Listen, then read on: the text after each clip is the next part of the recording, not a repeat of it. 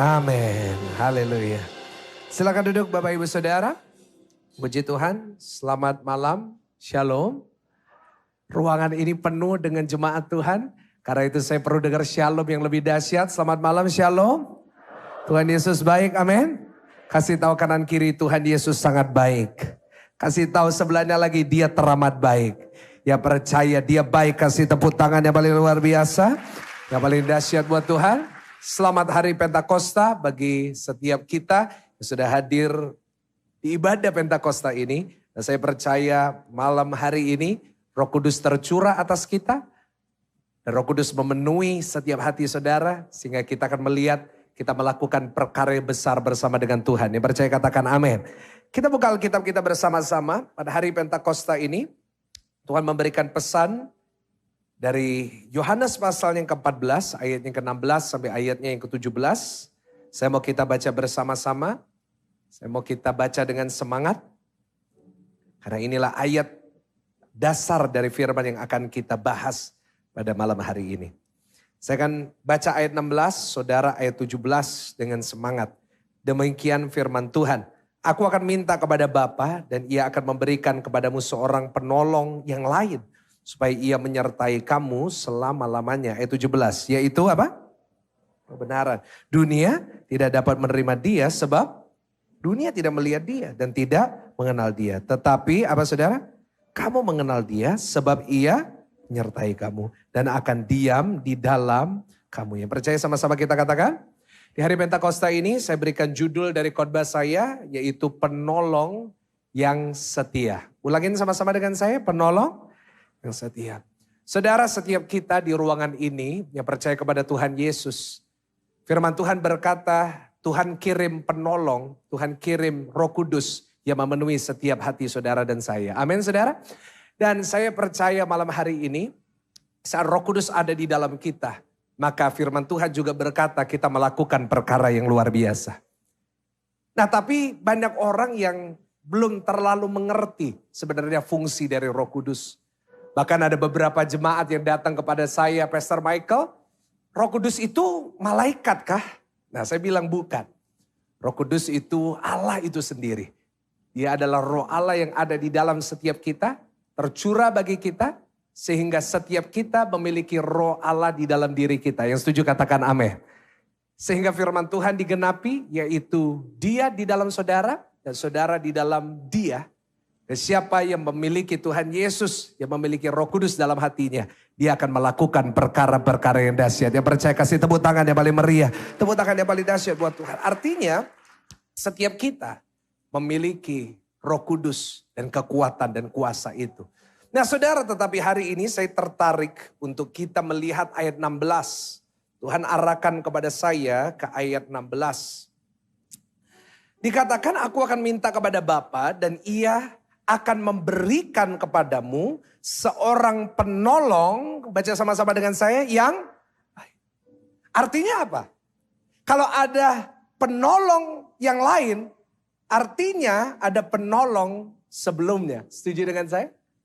Artinya sebelum Roh Kudus dicurahkan, kita sebenarnya sudah punya penolong. Nah, mungkin sudah bertanya kepada saya, Pastor Michael, siapa penolong kita kalau bukan Roh Kudus? Saya mau beri jawaban buat saudara. Penolong sebelum Roh Kudus dicurahkan adalah firman Tuhan. Sama-sama katakan apa? Firman. Kita gak boleh pernah lupa itu. Kita gak pernah boleh lupa bahwa firman diberikan kepada saudara dan saya yang percaya. Sebagai penolong di saat kita sedang menghadapi persoalan.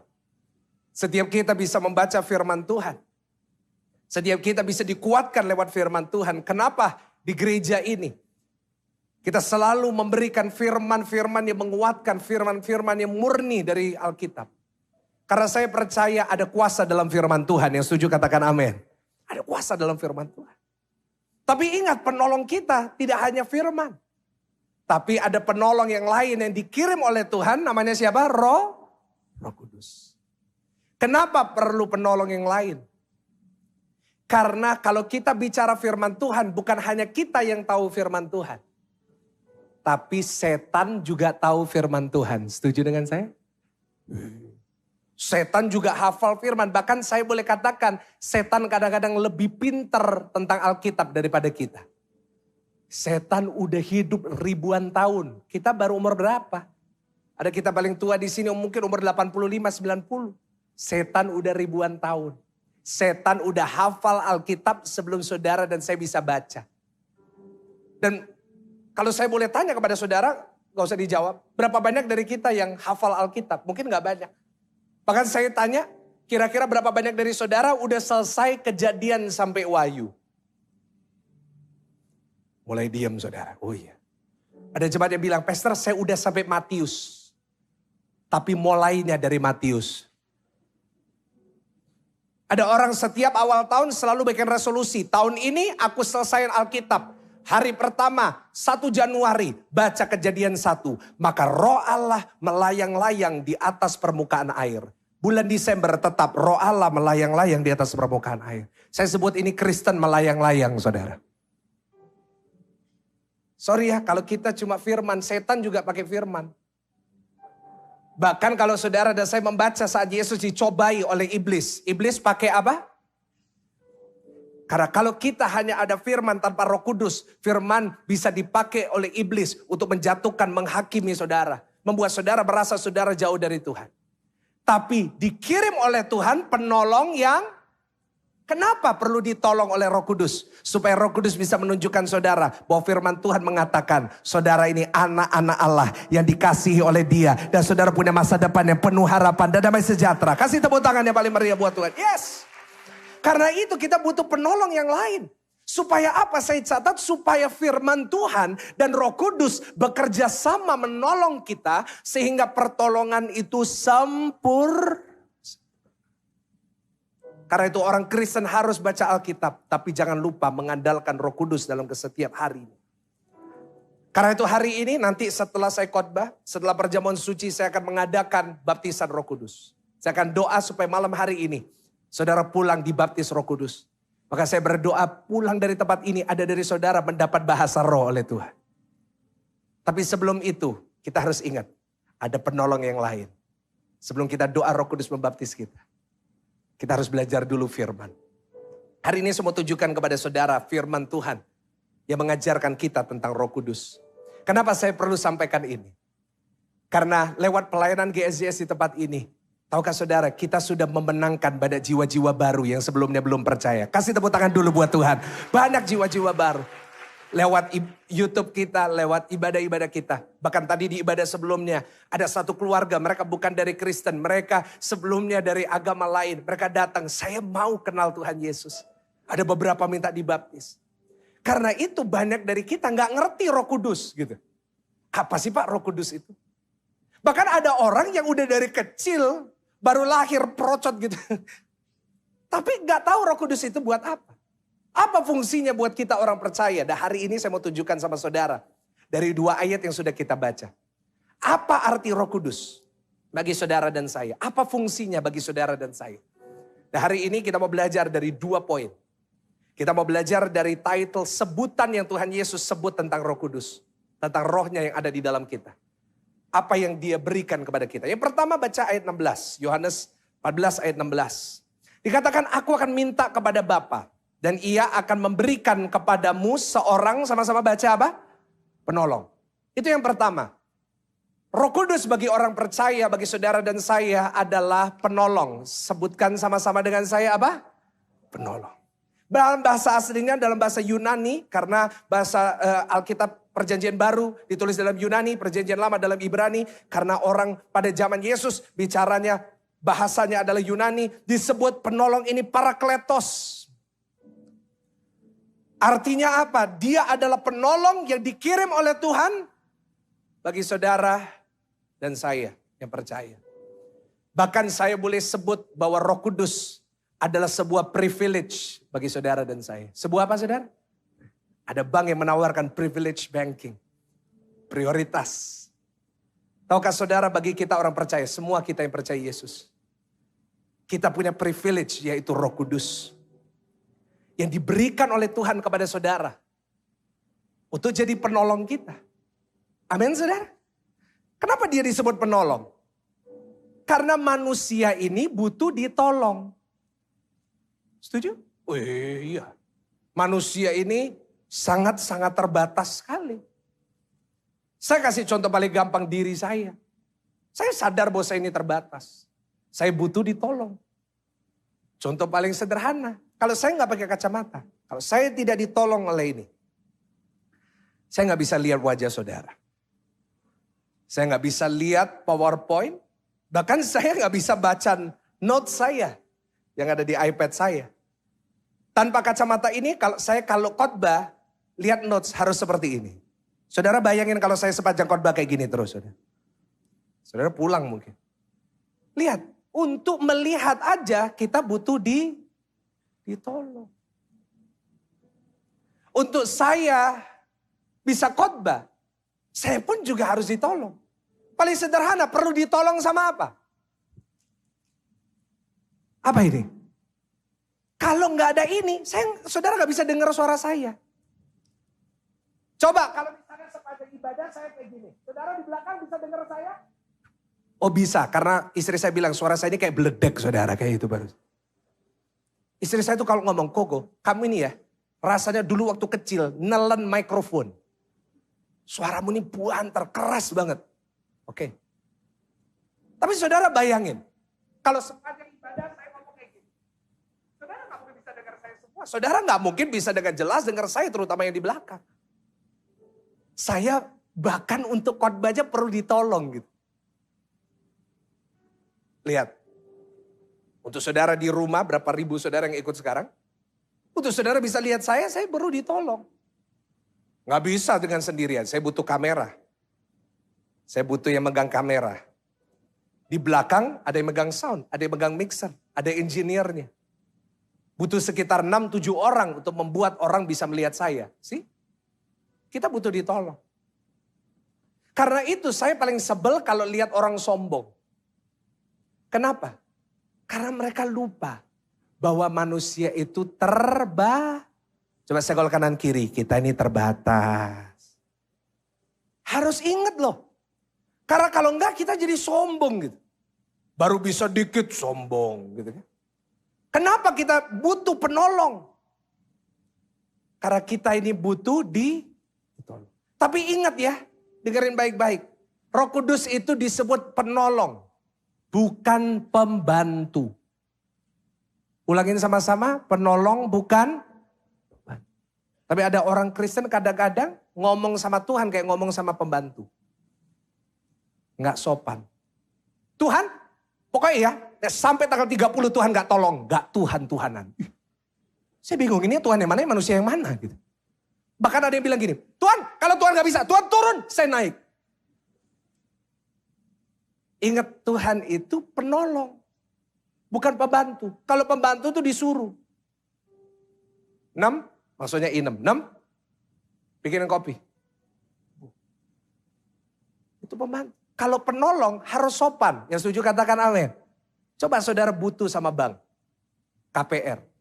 Saudara datang ke bank ketemu sama orangnya di bank. Saudara ngomong gimana? Pinjam duit. Diusir saudara. Kenapa? Saudara gak bisa suruh-suruh kalau saudara butuh minta tolong.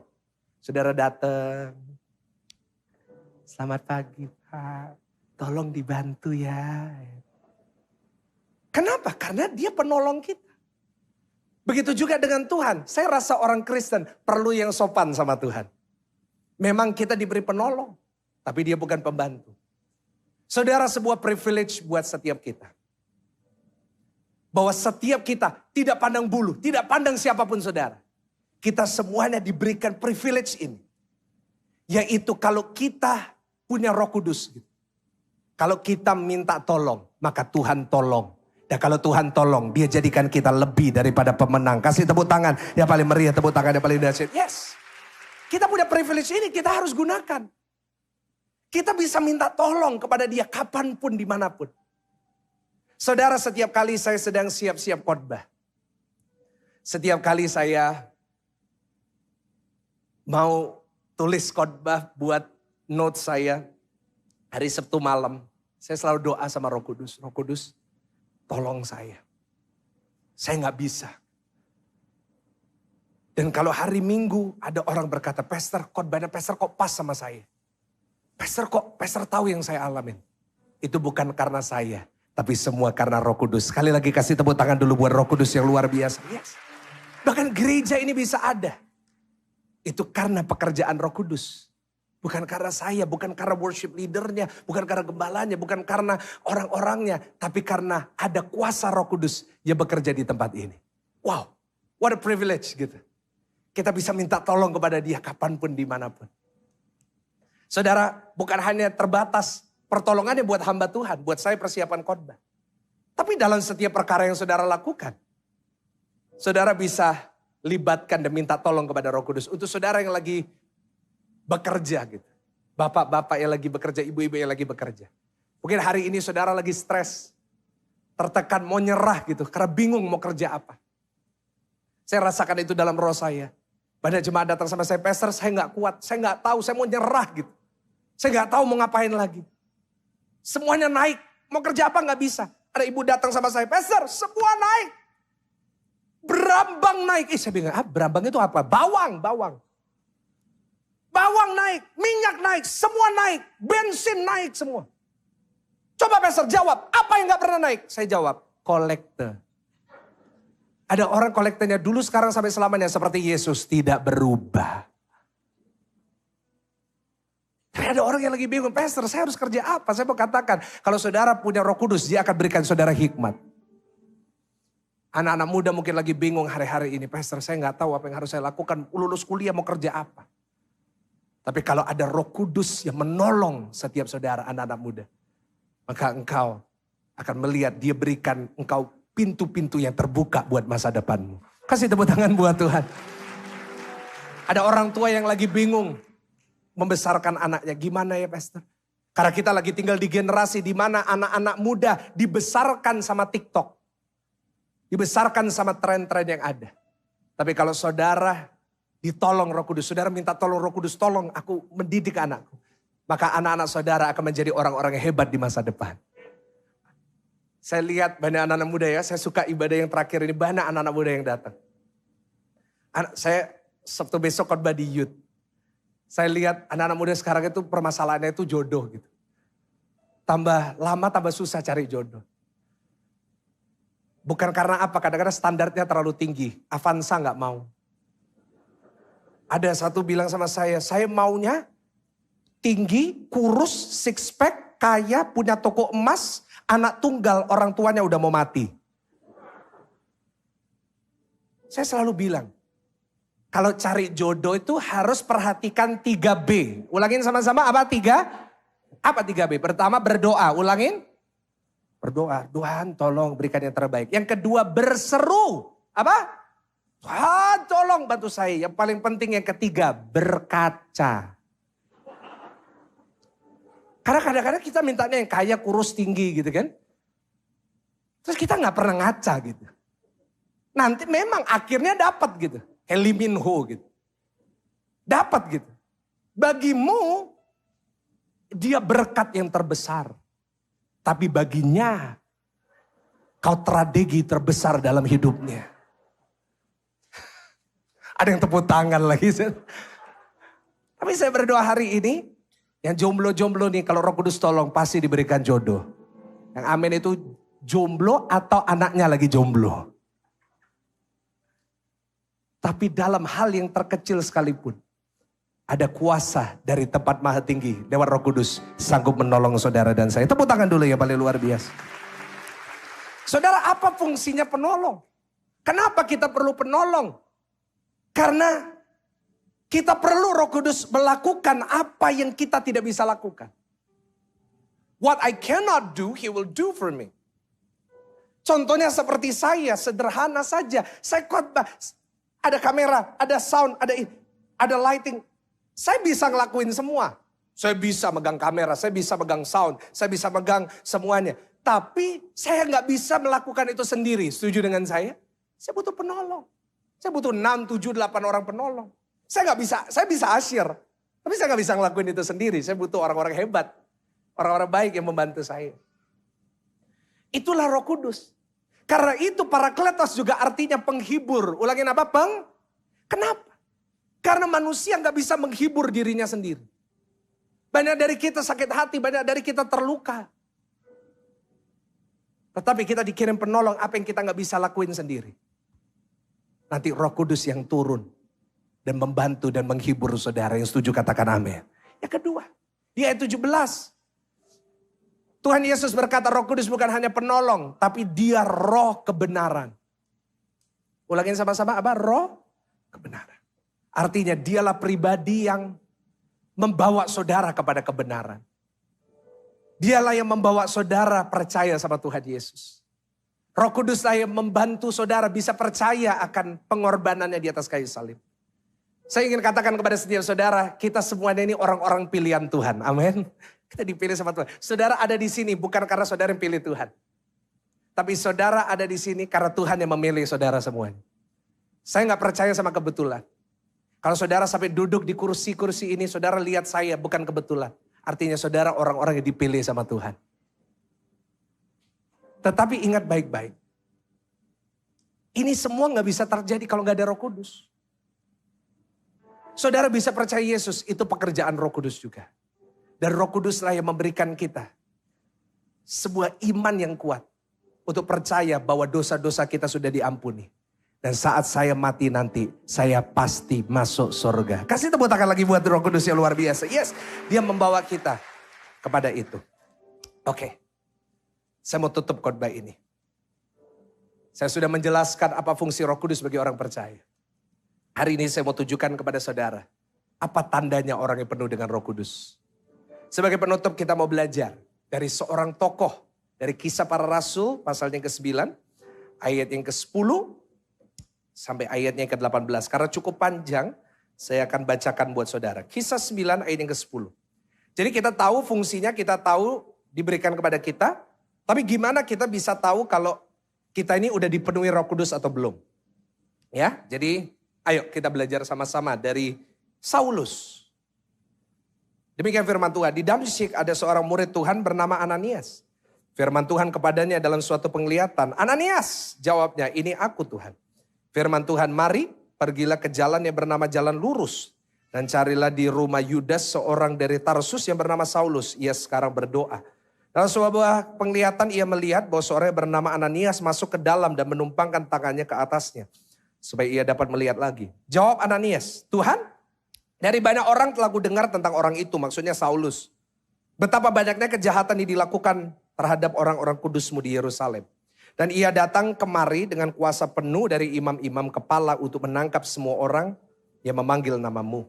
Tetapi firman Tuhan kepadanya, pergilah sebab orang ini adalah alat pilihan bagiku untuk memberitakan namaku kepada bangsa-bangsa lain serta raja-raja dan orang-orang Israel.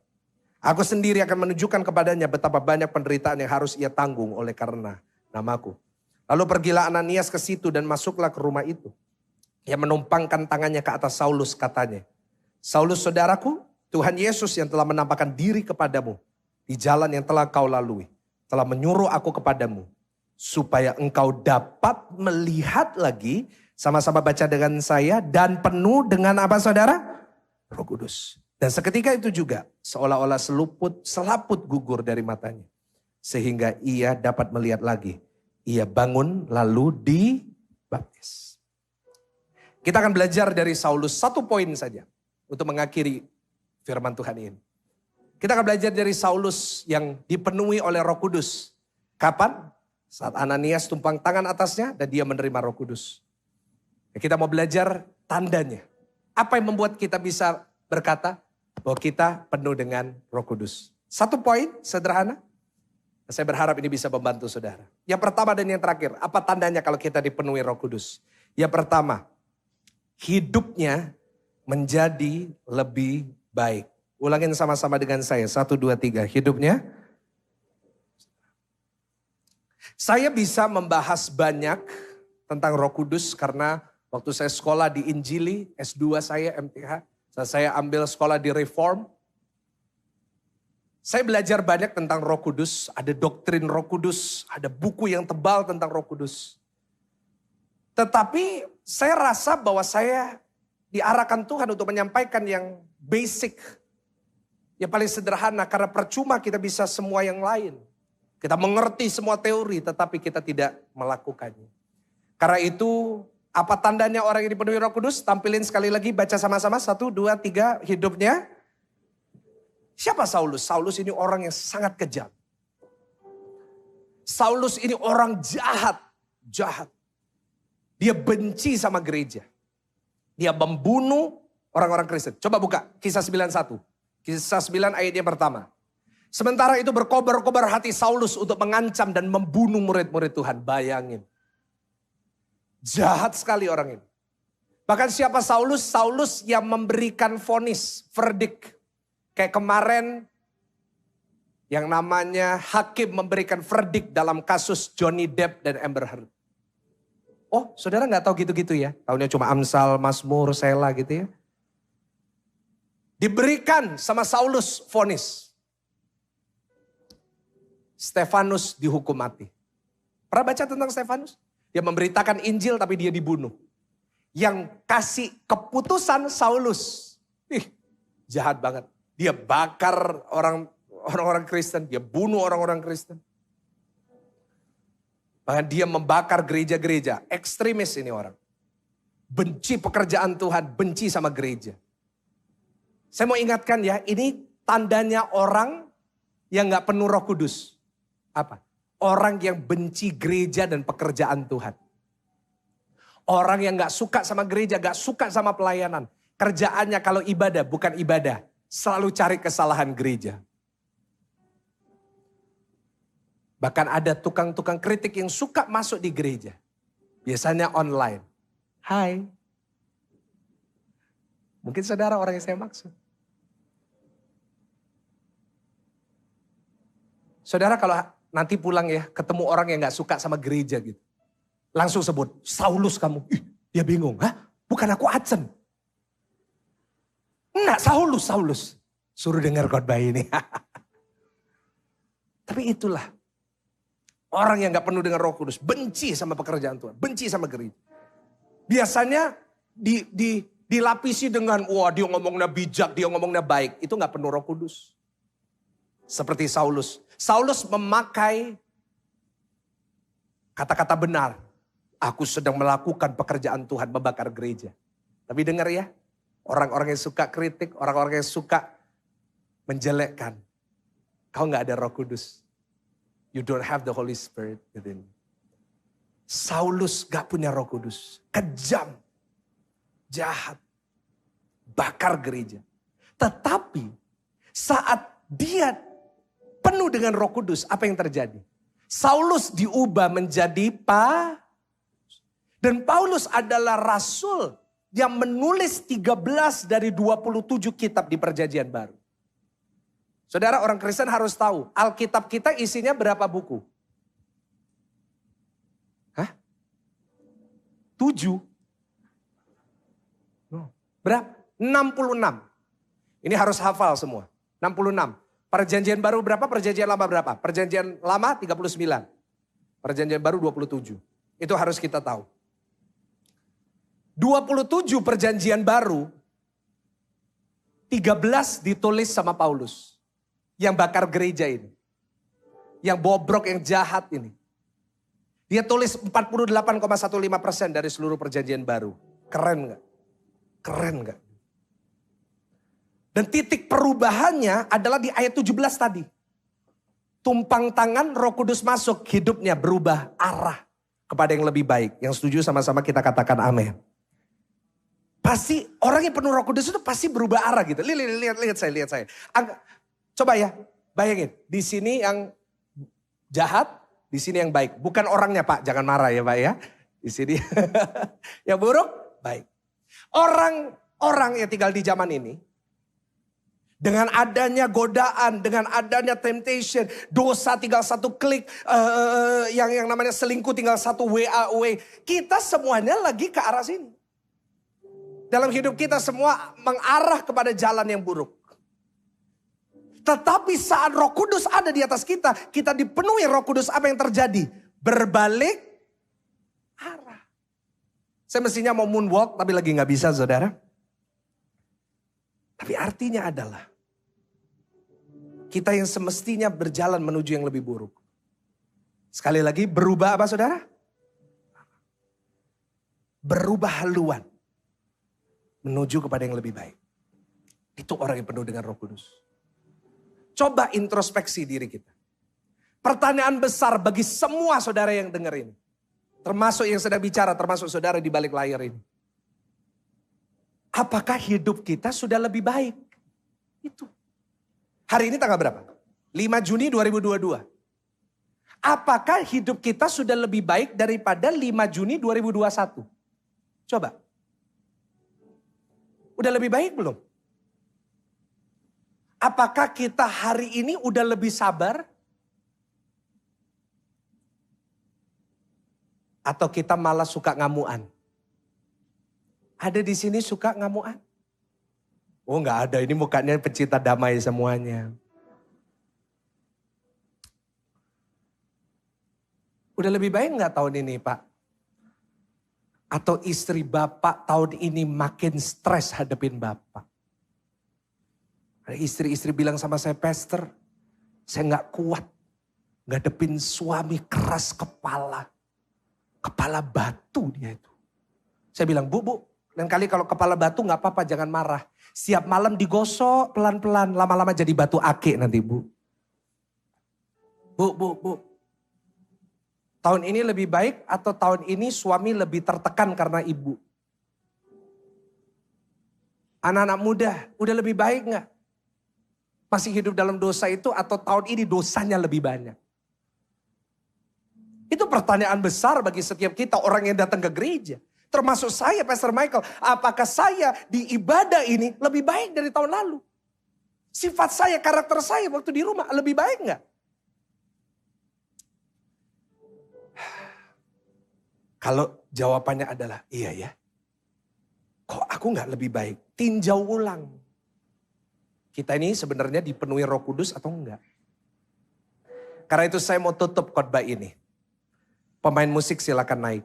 Supaya jemaat tenang. Karena dari tadi udah yang terakhir terus yang mana yang terakhirnya yang benar ini Pak? Ini benar. Pemain musik udah naik, pasti tenang jemaat. Lampunya bisa dimatikan. Yang bertobat harus 3. Berapa?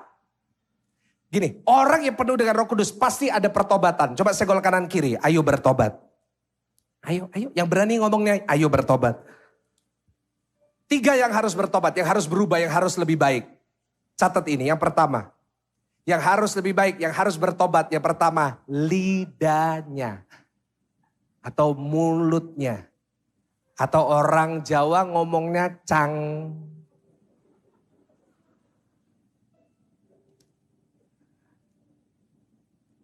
Waktu Roh Kudus tercurah di loteng Yerusalem, yang pertama dijamah apanya?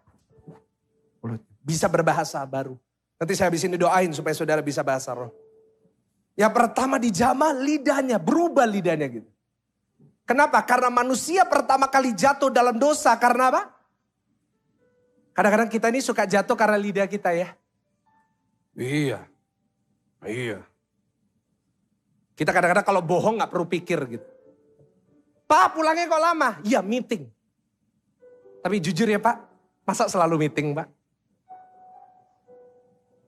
Kita kalau bohong gampang gitu. Rasanya gak kepikir. Hati-hati loh, hati-hati. Saya pernah datang ke ulang tahun gitu. Saya ketemu sama anak muda 3 orang. Saya gak tahu hadir gak. Ketemu terus tiba-tiba ada temannya datang ke meja. Saya ngobrol ya gimana sekolah mana, umur berapa, bla bla bla. Terus saya sebagai pendeta kan saya tanya sama anak muda ini. Bro, gereja mana? Dia bilang, gereja 1 jam saja. Yang mana? Pakuwon Mall. Pendetanya siapa? Pastor Michael Gunawan. Terus dia tanya sama saya, Koko kenal? Saya jadi bingung yang gila yang mana ini? Saya jawab, enggak. Saya tanya, baik orangnya? Baik. Wah puji Tuhan. Terus dia tanya sama saya, kalau Koko gereja mana? Saya bilang HKBP. Nah mungkin refleks gitu. Karena mungkin gak pernah ke gereja, ingatnya GSJS. Tapi itulah keadaan sekarang. Kadang-kadang mulut kita itu sorry kalau saya pakai ngomong. Tapi kadang-kadang aduh gak bisa difilter gitu ya. Saya tuh paling suka ya kalau lihat masuk ke kafe gitu atau depan. Saya paling suka kalau lihat ibu-ibu kumpul atau taci-taci kumpul. Bibirnya pasti lancip. Masa? Iya ta? Waduh, iya makanya ya opo ya. Kenapa ya kalau ibadah gak bisa kayak gitu?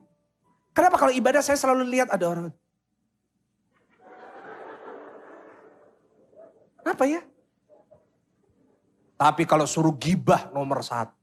Mosok. Bisa gak kalau khotbah gitu? Saya khotbah, iya tak pas. Gak ada. Ya, kalau sampai yang ininya nggak berubah ya, hati-hati. Bisa nggak kalau kita penuh Roh Kudus, ketemu sama teman, tahu nggak? Ada firman yang aku belajar, ini khotbahnya bagus, dengerin. Itu penuh Roh Kudus. Yang pertama yang bertobat apanya saudara? Yang kedua, pikirannya yang berubah. Nanti saudara baca di rumah, Roma 12 ayat 12. Dibaharuinya itu akal budinya sama Roh Kudus. Artinya apa? Pikirannya ini berubah dari duniawi ke surgawi. Itu. Pikirannya gak cuma duniawi terus aku harus punya ini, harus beli ini, harus itu. Tapi pikirannya lebih ke surgawi. Bukan apa yang saya bisa dapat dari Tuhan, tapi apa yang saya bisa lakuin buat Tuhan. Nah itu. Filipi 3 ayat 8 ayat terakhir. Malahan segala sesuatu, Paulus berkata, ku anggap rugi. Karena pengenalan akan Kristus Yesus Tuhanku lebih mulia daripada semua. Wow. Ini Saulus tuh.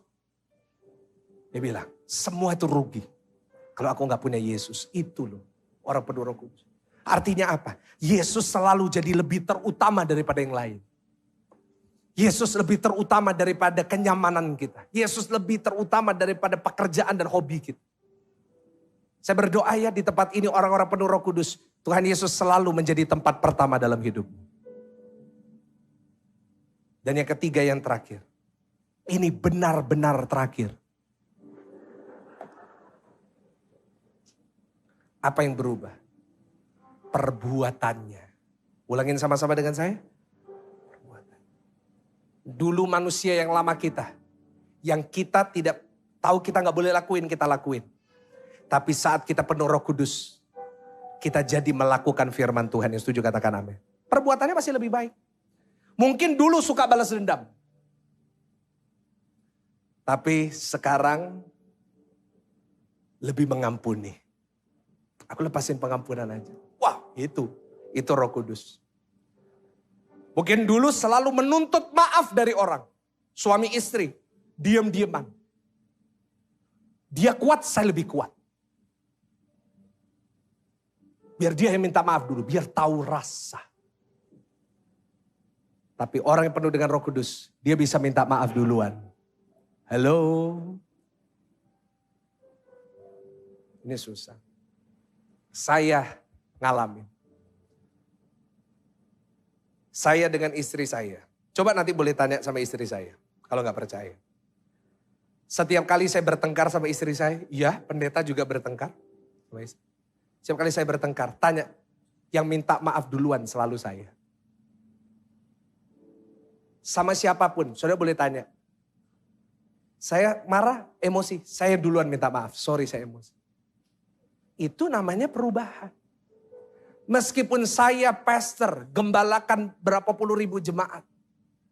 Saya dikenal saya tetap minta maaf dulu. Karena saya tahu apa itu artinya. Perbuatannya harus bertobat.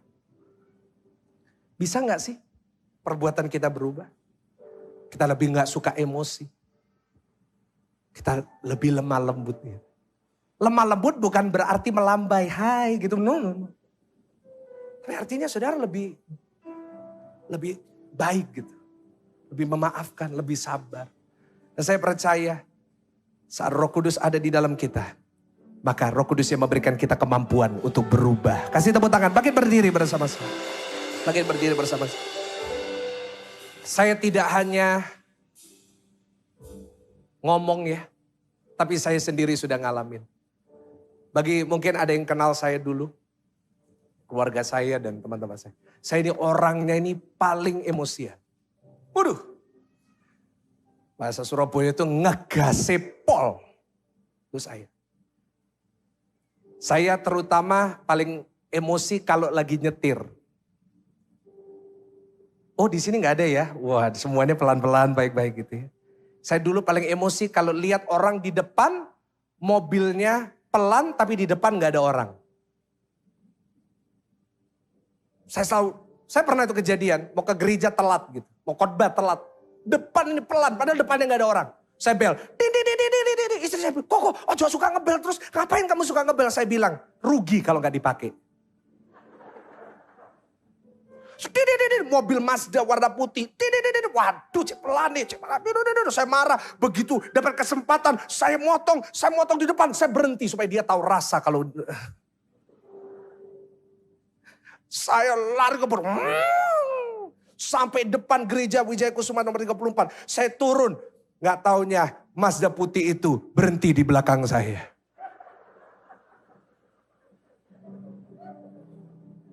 Saya keluar. Pak, dia juga Pak, udah terlanjur. Itu saya dulu. Saya dulu orangnya kasar banget. Tanya istri saya, kasihan istri saya, tertekan jiwanya. Saya orangnya dulu gak mau ngalah. Aku harus menang. Tapi hari ini Tuhan ubah hidup saya 180 derajat. 180 derajat, tanya istri saya. Saya jadi lebih sabar. Apakah sempurna? Jauh, saya gak sempurna. Tapi itulah orang yang penuh dengan Roh Kudus. Harus lebih baik. Jangan tambah lebih parah gitu. Sederhana kok. Ini bukan bahasa Yunani satu. Cuma sederhana. Jadi lebih baik. Besok ayo lebih sabar. Ayo besok jadi pasangan yang lebih pengertian gitu. Ayo besok jadi anak yang lebih sopan sama orang tua. Besok jadi jemaat yang lebih baik dan berkenan sama Tuhan. Dan saya percaya orang yang penuh Roh Kudus, dia akan melihat perkara-perkara besar yang Tuhan akan limpahkan kepada dia. Kasih tepuk tangan yang paling meriah. Roh Kudus hadir di sini. Kita siapkan perjamuan suci, kita akan masuk bersama-sama. Mengalir di bait suci, perkara ajaib pun terjadi, kuasa mujizat nyata, karena Roh Allah sedang. Sekali lagi katakan Roh Kudus. Roh Kudus hadir di sini. Saudara yang belum dapat perjamuan boleh angkat tangan, akan dilayani. Yang belum dapat, puji Tuhan. Perkara ajaib pun terjadi, kuasa mujizat nyata, karena Roh Allah sedang bekerja. Angkat tangan saudara sama-sama. Tiada yang mustahil dan tiada yang sukar bila Roh Allah turut bekerja. Tiada yang mustahil bagi orang percaya, karena Roh Allah turut bekerja di antara kita. Kita angkat roti dan anggur kita. Inilah perjanjian dari Tuhan. Dia berjanji bahwa saat dia pergi, saat dia naik ke surga, dia akan mengirim penolong bagi saudara dan saya. Dan penolong itulah yang memampukan kita untuk percaya bahwa hari ini kita diselamatkan. Bukan karena perbuatan kita. Kita diselamatkan oleh karena kasih karunia Tuhan. Karena itu mari dengan bangga angkat roti dan anggur saudara. Saudaraku yang terkasih, bukankah roti dan anggur yang atasnya kita ucapkan syukur ini? Bukankah ada persekutuan dengan tubuh dan darah Yesus? Dengan tubuh dan darah Yesus. Dengan tubuh dan darah Yesus. Mari jika saudara percaya, mari kita makan bersama-sama dengan iman percaya di dalam nama Tuhan Yesus.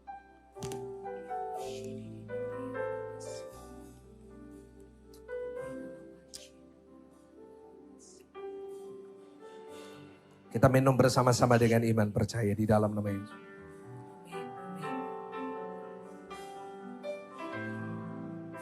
Silakan letakkan cawan saudara di kursi saudara. Dan mari kita berikan tepuk tangan yang paling luar biasa buat Tuhan.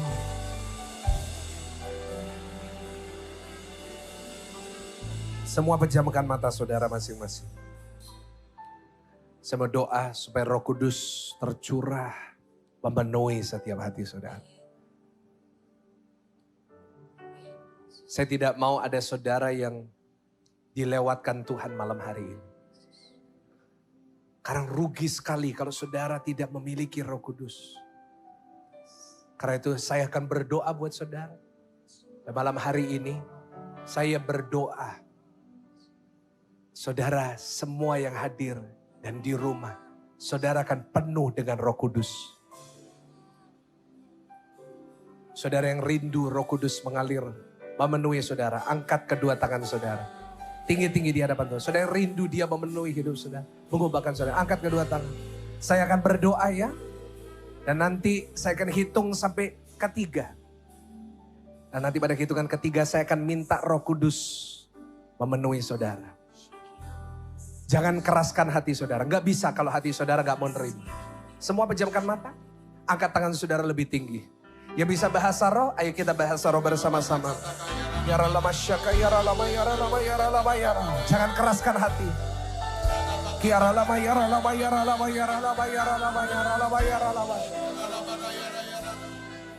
Beberapa saudara akan merasakan nanti saat Roh Kudus turun.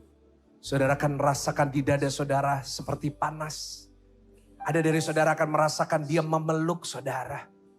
Ada saudara akan merasakan dia menjamah tangan saudara. Saudara akan merasa damai yang baru yang saudara udah lama gak rasain. Ayo lebih tinggi angkat tangan saudara.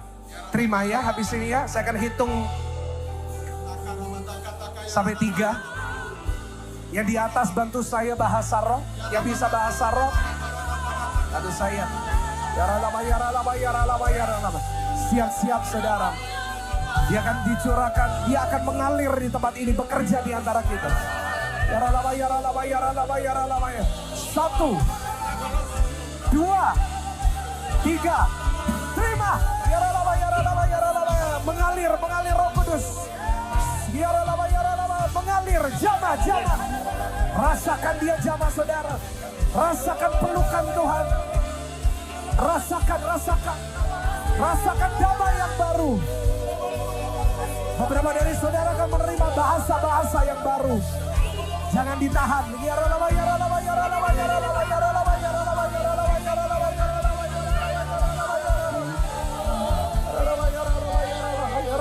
Jangan ditahan saudara. Yang sudah mulai berbahasa roh.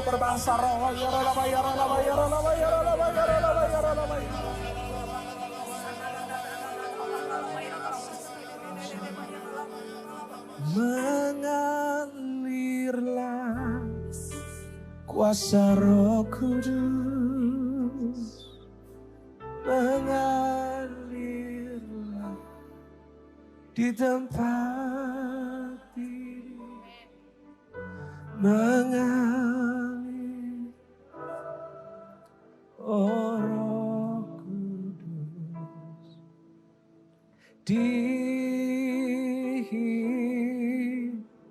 Jemaat sendiri dengan suara terbaik katakan mengalirlah,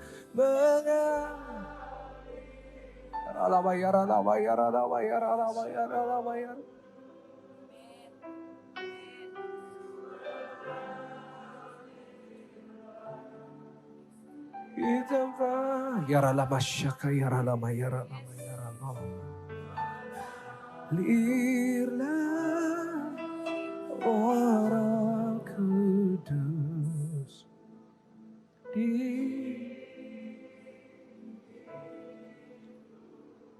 turunkan tangan saudara, semua tetap pejamkan mata. Semua tutup mata, sebentar. Saya rasakan dalam roh saya. Ada beberapa dari saudara di tempat ini lagi nyimpen kepahitan. Nyimpen kepahitan sama orang tua. Mungkin saudara tidak pernah merasa cukup buat orang tua. Saudara selalu dikritik, saudara selalu disalahkan. Saya juga rasakan ada anak-anak muda yang sedang kepahitan keras sama orang tuanya. Mungkin itulah yang membuat saudara gak bisa terima Roh Kudus. Sambil semua mata terpejam, saya mau berdoa buat saudara yang hatinya masih belum beres. Kalau saudara orang yang saya maksud yang masih nyimpan kepahitan, saya minta saudara di tempat angkat tangan kanan saudara, taruh tangan di hati saudara. Gak usah malu, gak ada yang lihat. Justru Tuhan lebih menghargai kejujuran saudara daripada apa yang orang lain pikirkan tentang saudara. Terima kasih buat kejujuran saudara. Tuhan, hamba-Mu berdoa buat setiap hati-hati yang lagi terluka malam hari ini. Roh Kudus, Kau jamah satu persatu. Kau yang membalut hati mereka. Balut hati mereka. Roh Kudus balut hati mereka. Roh Kudus hibur mereka. Malam hari ini hamba-Mu percaya. Di saat ada keputusan untuk mengampuni. Maka hamba-Mu percaya. Roh Kudus akan memenuhi setiap hati jemaat. Turunkan tangan saudara semua. Turunkan tangan, turunkan. Hamba-Mu sudah selesai. Hamba-Mu sudah selesai berbicara. Hamba-Mu berdoa. Malam hari ini firman-Mu tidak kembali dengan sia-sia. Hamba-Mu percaya firman ini sanggup memulihkan, menguatkan, mengubahkan, menegur kami. Biar Roh Kudus Engkau yang berperkara dalam setiap kehidupan jemaat-Mu. Dan kami percaya tidak ada satupun malam ini dilewatkan Tuhan. Setiap kami dipenuhi Roh Kudus. Di dalam nama Tuhan Yesus.